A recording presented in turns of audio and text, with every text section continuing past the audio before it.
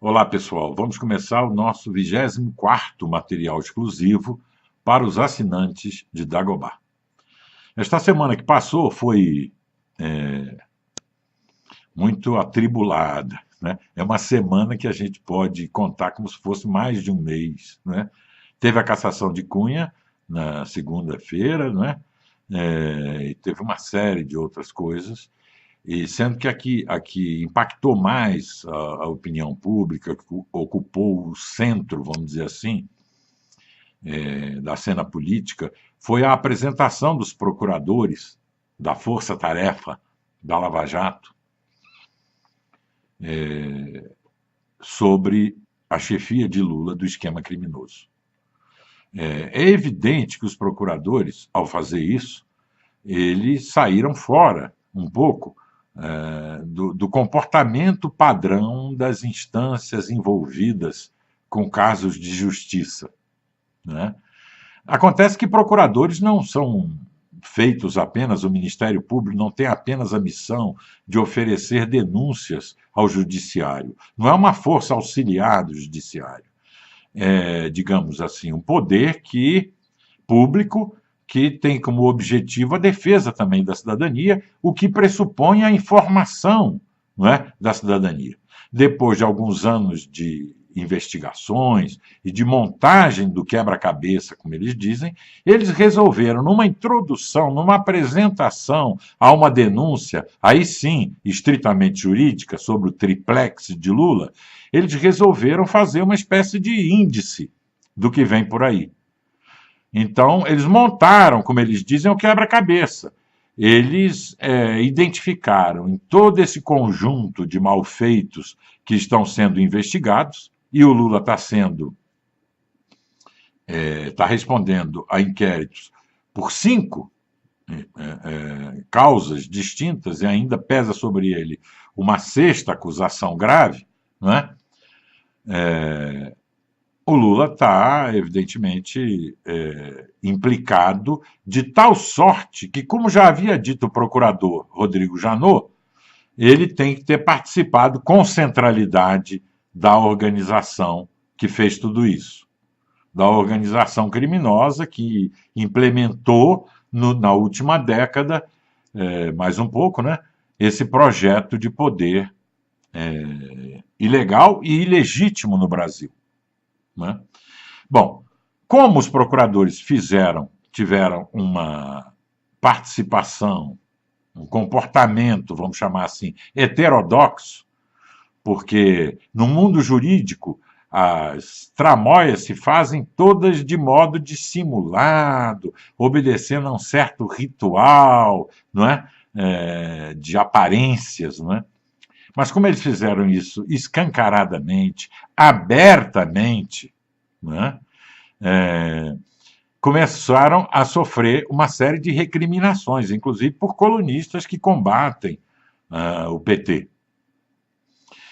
Incriminações estas de natureza legalista. É preciso entender que o legalismo não é a defesa da lei. Isso é fundamental no Estado democrático de direito. O legalismo é outra coisa. É colocar as leis acima dos direitos da cidadania e do Estado democrático. Subordinar o Estado de Direito o Estado democrático, digo, ao Estado de Direito. Fazer encaixar, às vezes com um martelo, não é? É claro que o Estado democrático não cabe dentro do Estado de Direito, não é? E isso foi assim por causa da contingência da segunda invenção da democracia pelos modernos, em que a democracia teve que se restringir a ser um modo de administração política da forma Estado-nação, que é um fruto da guerra, tudo aquilo que a gente já sabe, não é? É uma estrutura regida por uma dinâmica que não tem muito a ver com a democracia. E a democracia entrou, entretanto, para tentar mitigar os efeitos autocráticos do Estado-nação, com a noção de direito. Então criou-se o Estado de Direito. Mas o Estado de Direito criado nunca pôde ser realmente nunca pôde expressar, nunca pôde ser pervadido totalmente pela ideia de democracia, não é? Se, isso é o legalismo, né? Se basta obedecer às leis que tudo vai bem, de certa maneira, essa dimensão democrática do Estado democrático de direito fica subordinada às leis. Isso é o legalismo. Não é? Então, aí nós ficamos congelados numa fórmula universal, até não se sabe qual o milênio futuro. É claro que pessoas conservadoras tendem a achar isso. Não é? Então, acham que se você obedecer às leis, está tudo bem. Como se as leis pudessem ser eternas, como se as leis dessem conta de toda a variedade das interações que existem na sociedade. E é o caso aqui em tela. Precisamente é o caso em tela. Não é? Quer dizer, os procuradores, ao anunciarem, ao apresentarem a denúncia sobre o triplex do Guarujá, eles agiram segundo as normas do Estado de Direito, rigorosamente, e ofereceram essa denúncia ao juiz natural do caso, que é o Sérgio Moro. Isso, no entanto, não os impede de fazer considerações, de informar a cidadania sobre a opinião pública, não é? Sobre o resultado das investigações que eles têm feito até agora ou da montagem do quebra-cabeça. Não se sabe por que algumas pessoas acharam que eles não poderiam fazer tal apresentação. Que essa apresentação, ou qualquer apresentação que eles fizessem, teria que estar subordinada aos mesmos critérios estritos do ponto de vista jurídico da denúncia. Entenderam? Então, nos metemos nessa semana nessa discussão que, na verdade, foi ruim para os procuradores. Pela primeira vez foi apresentado à opinião pública um esquema inteiro coerente com Lula na chefia. Todo mundo sabia disso, mas nenhuma instância pública, não é, tinha até agora ousado fazer isso, e a Força-Tarefa, os procuradores da Força-Tarefa da Operação Lava Jato resolveram fazer. Né? E agora houve, evidentemente, vão continuar havendo muitas reações a isso, querendo exigir que a apresentação tivesse o mesmo número de provas que a denúncia que eles fizeram tinha. Mas a apresentação não precisa de prova nenhuma. Eles simplesmente estavam mostrando resultados de investigação.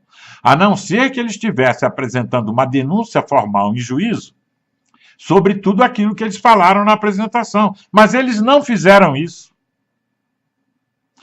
Exigir que os procuradores se comportassem assim é mais ou menos como não admitir que eles são agentes políticos. Não políticos no sentido da politics, da política privada, da política partidária, e sim políticos no sentido da polis, da política estatal, da política que está voltada ao público. E foi o público que eles informaram ao fazer isso. Tudo indica que outras denúncias estritamente jurídicas virão por parte dos procuradores da Lava Jato. E elas vão seguir, mais ou menos, daqui para frente, aquele índice que estava na apresentação que eles fizeram. Não é? Politicamente, agora, analisando tudo isso, o Lula esperneia, o PT reage, mas com tantas acusações, não é possível o Lula escapar. Não é?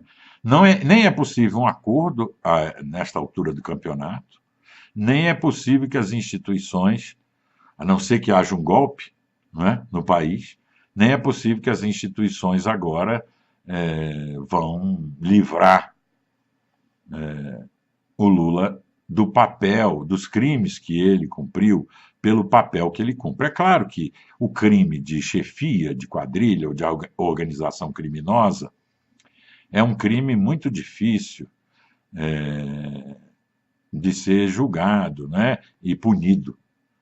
Porque um chefe de organização criminosa não assina recibo, não, a não ser que ele confesse, né? Em geral eles não confessam, ele não deixa de comandar a organização criminosa em nenhum momento, ele estando solto ou mesmo preso, não é?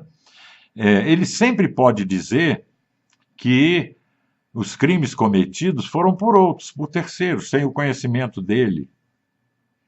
Como os tribunais não aceitam a delação premiada ou a colaboração com a justiça como prova solteira, mesmo que todos da entourage do Lula venham a dizer não, ele era o chefe, isso não vale, porque é a delação premiada que teria que ser corroborada com outras provas materiais, gravações, documentos escritos, contas bancárias. Mas um chefe de organização criminosa não faz isso. Vejam a dificuldade que foi prender Al Capone. Ele teve que ser pego por sonegação do imposto de renda, sonegação do fisco, e não por quase todos os crimes horríveis que ele tinha cometido. Não é? Porque é muito difícil pegar mesmo esse tipo e punir esse tipo de crime. O Estado de Direito, ele não tem um arcabouço jurídico, político eficaz para combater esse tipo de crime. Tem a ver com a natureza do Estado, etc. e tal. Eu não vou repetir aqui. Não tem. Então, esses grandes criminosos que chefiam organizações, máfias, etc., acabam tendo que ser pegos por pequenos deslizes que eles não perceberam. Né? Nem gravações, no caso do Brasil, por exemplo, com autorização da justiça, podem ser levadas em conta. Não é? Acabaram de suspender uma prova com autorização da justiça, porque Lula conversava com a presidente da República que tinha foro privilegiado, então não podia também. Então vejam como é que o sistema ele é impotente, incapaz, ineficaz para coibir esse tipo de delito. E é por isso que surgem a teoria do domínio do fato, a teoria da cegueira deliberada e novas teorias, porque senão é impossível você punir pessoas que chefiam quadrilhas ou organizações criminosas. Né? Agora, apesar dessa acusação central de chefe do chamado quadrilhão, ainda pesam sobre Lula várias outras acusações e ele responde a vários outros inquéritos. Já não está mais sendo possível enganar a opinião pública dizendo que tudo isso é perseguição, tem perseguidor em todo lugar. Agora o Deltan Dallagnol é o inimigo universal, mas também o Moro já era, e o outro juiz que está cuidando da Operação Acrônimo, daqui a pouco ele também vai ser. Em suma, ninguém em sã consciência pode acreditar mais nisso, senão um pequeno grupo de fiéis, jihadistas, não é? Porque as evidências são muitas, as evidências são múltiplas, não é? E agora nós estamos nesse momento, esperando primeiro, Sérgio Moro acatar essa denúncia, que foi a denúncia feita pelos procuradores sobre o triplex. E, em seguida, o desdobramento de tudo isso, seguindo aquele índice da apresentação, do famoso PowerPoint dos procuradores. Né? Tem muita coisa ali e isso vai ser fundamental. É importante dizer que esse não é um ponto menor na conjuntura. A condenação de Lula é fundamental para a transição democrática que nós estamos ou devemos viver no Brasil. Não é? Enquanto Lula continuar chefiando a quadrilha, vai ser difícil. Não é? Enquanto ele puder escapar da justiça